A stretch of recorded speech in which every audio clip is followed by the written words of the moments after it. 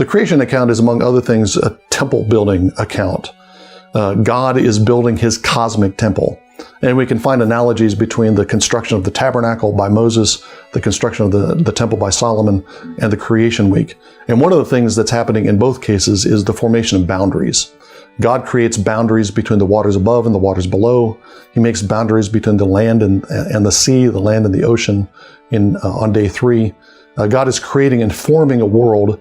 That's what Moses and Solomon do as well when they build their sanctuaries.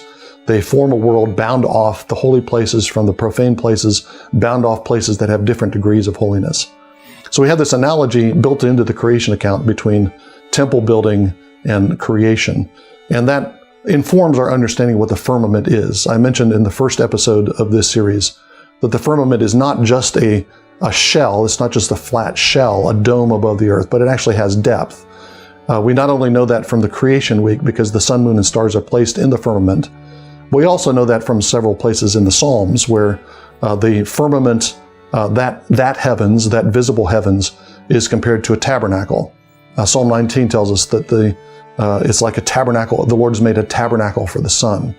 And Psalm 150 begins with an exhortation to praise him in the sanctuary and to praise him in the firmament. There's this poetic parallel between the firmament and the sanctuary. And I think the firmament, this thick barrier that we think of as outer space, that corresponds to a particular section of the temple. It corresponds to the holy place. The holy place is the place where we have the lampstand, that is the sun, moon, and stars, the lights of heaven as the ancients understood it. The holy place is where we have bread, the bread of God. The bread of God comes down from the sky during the wilderness wanderings when it comes down as manna. God feeds Israel with the bread of angels, we're told in the Psalms.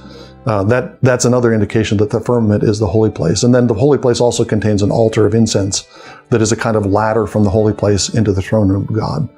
So in the Old Testament, the priests, when they were doing their ministry within the holy place, were doing it in a symbolic firmament. They had ascended as far as the firmament, but they had not ascended all the way to the throne room. They hadn't gone through the final barrier into the throne room. And this, of course, is what Jesus does for us, according to the book of Hebrews. He goes into the inner sanctuary.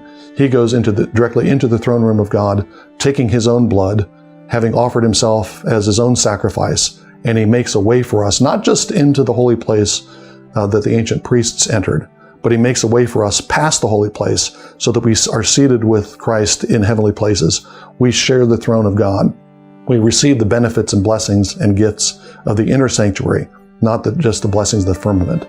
We are elevated above the sea, above the firmament, with Christ in glory.